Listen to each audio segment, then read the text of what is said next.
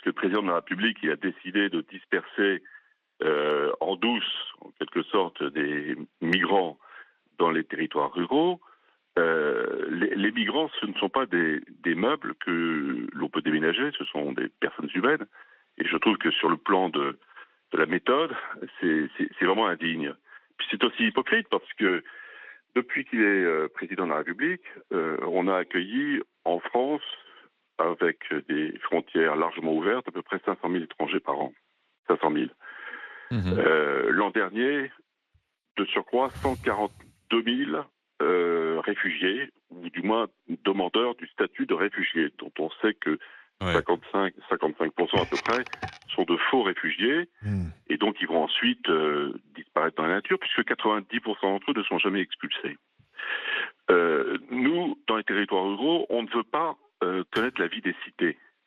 Que le président de la République règle déjà les problèmes d'ordre public et les problèmes qu'affrontent les habitants, qu'ils soient français ou étrangers, dans les cités, avant de songer à faire cette dispersion, encore une fois, qui est destinée à rendre en quelque sorte la capitale française plus présentable, plus blanche, plus nettoyée. Mais par exemple, est-ce que, monsieur le maire, est-ce que la question des... admettons que ça se fasse, ça va se faire, il y a une partie qui vont arriver, mais est-ce que la question des logements, elle est résolue? Est-ce que la question des indemnisations, elle est résolue? Est-ce que la question du travail, elle est résolue, monsieur le maire Bernard Carayon? Pas du tout. Ce que veut en fait le gouvernement, c'est transférer la responsabilité d'une politique migratoire qui a complètement foiré sur les collectivités locales. Et j'appelle justement les maires à bien comprendre qu'ils vont prendre une responsabilité à la fois politique, mais aussi peut-être juridique, en acceptant, s'ils acceptent, ces migrants. Mais dites-moi, j'ai une question après à vous poser. D'accord. Vas-y maintenant. La question que j'aurais vous poser, c'est quelles seraient les conditions qui ferait que vous seriez prêt à accueillir ces migrants pour évacuer toute question de on veut pas de migrants qui est un peu trop courte. Voilà. Si demain, on a le droit de pas en vouloir, voilà. Zora. Comment ? On a le droit de pas en vouloir aussi. Oui, voilà. Non, à ce moment-là, je veux que ce soit dit. C'est-à-dire que soit on dit on n'en veut pas et essayez, voilà, point. Ou soit on dit on en veut bien, mais à telle condition. Voilà, c'est pas du tout la même chose. Donc Est-ce que vous êtes aidé simplement ? Allez-y. Est-ce que vous êtes aidé ou pas, monsieur Carayon ? Non, mais attendez, moi, je ne veux pas de migrants. Bon. Voilà. Il y aura toujours en France des maires ayant une autre conception que moi de cette question qui les accepteront.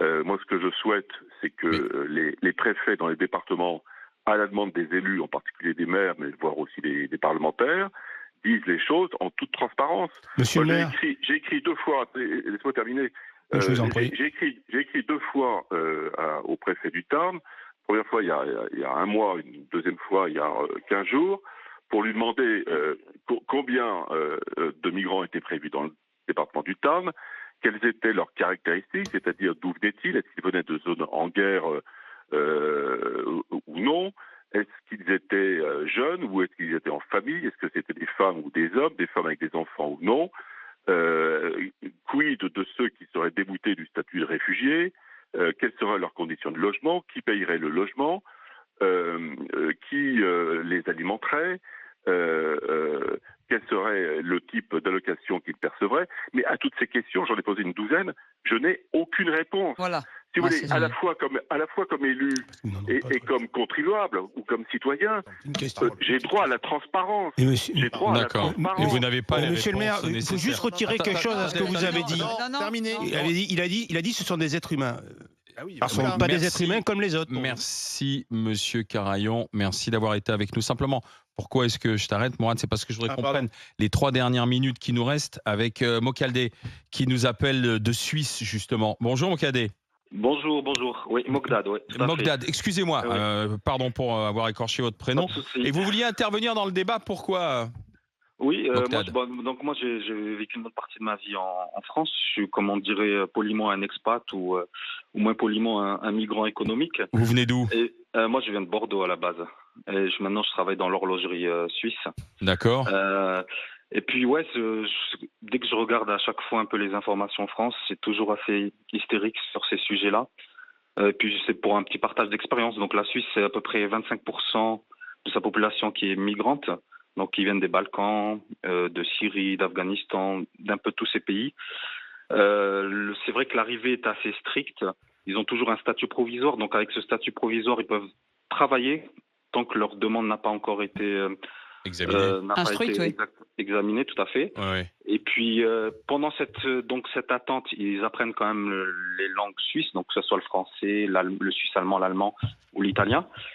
Et un exemple concret, moi actuellement, mon coiffeur, tous les mois ou toutes les 2 semaines, quand je vais le voir, il vient de Syrie, lui. Ça fait 3 ans maintenant qu'il est là. Son statut a été validé, il peut vivre en Suisse, il est résident en Suisse. Et puis, pendant toute cette attente, il a fait une formation de coiffeur, etc. Et puis, il y a même...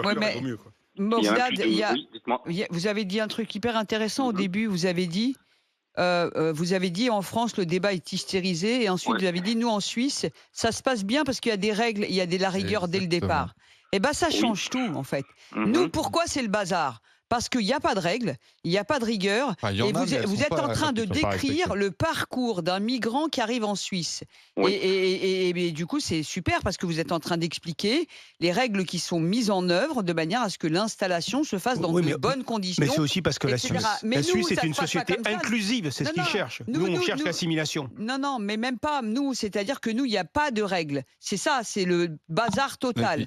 Donc, vous avez tout dit. On a confondu beaucoup de choses. C'est que nous, on a des clandestins. La Suisse. Et nous aussi. Alors, en Suisse, honnêtement, pour rester en Suisse de manière clandestine, c'est 1000 fois plus compliqué qu'en France. Ce que vous avez décrit, des gens des Balkans notamment, qui sont venus parfois même à pied. Mogdad, ce que vous avez décrit, c'est le parcours d'immigration légale, où on obtient des papiers, etc. C'est déjà très différent de l'approche française, où chez nous, on a quasiment une prime à la clandestinité parce qu'on sait qu'on ne sera pas expulsé, et même on peut espérer être régularisé au bout de quelques années. Très bien, mais seulement dites-moi comment ça s'est passé les dernières élections fédérales en Suisse. L'UDC est assez forte. Voilà. L'UDC, c'est quoi l'UDC ? C'est une sorte d'extrême droite, pour tout le dire, c'est assez gentil, hein, ça n'a rien à voir avec les restes des extrêmes droites européennes. On a toujours ces soupapes entre guillemets d'évacuation avec les votations. Ce que je veux dire, c'est que la Suisse n'a pas échappé non plus au débat sur l'immigration. Bien sûr. Et que l'UDC, qui est le parti mondial, personne ne va y échapper. Bah oui, mais ça dit quelque chose aussi, Mourad. Tu vois, c'est un baromètre. Donc ce baromètre, il faut voir ce que ça dit de l'état des populations. Mais si tu me dis que les populations veulent garder leurs acquis pour eux, mais moi aussi, je suis pas prêt à partager ce que j'ai, bien sûr. Mais comme je l'ai dit, je le répète, le salaud, c'est moi. Voilà, c'est moi, parce que j'ai pas envie de partager. Mais tout ce que je peux partager. Bien sûr. Et en plus, c'est moi qui en ai le plus à partager. Beaucoup de Français. Mais le salaud, c'est moi. Je vais pas dire que les salauds, ce sont ceux qui n'ont pas eu la chance d'être du bon côté de la planète. C'est tout. Et je suis d'accord pour dire, j'ai pas envie de partager. Sur un discours moral avec les méchants, les gentils, les salauds, les pas salauds. J'ai pas envie de partager, je reconnais. J'ai pas envie. Voilà. Mais c'est pas ça la question. Mais par contre, la misère humaine ne m'énerve pas, contrairement à toi, Antoine. Ça ne m'énerve pas et j'en ai pas fait un fond de Mais la misère humaine ne l'énerve pas. Il dit simplement qu'il faut réguler. Quand je vois les images que je vois là, ça me fait de la peine. Mais toi, t'es dans la morale, Mourad. Dans la morale, je suis dans le monde réel. Tu dis les salauds, pas les salauds. Ça me fait de la peine. Fais quelque chose. Mais tu sais pas ce que je fais. Ça me fait de la peine, voilà. Et j'ai honte de mon taux d'imposition dans ce pays. J'ai honte de mon pays quand je vois qu'on traite des êtres humains comme ça.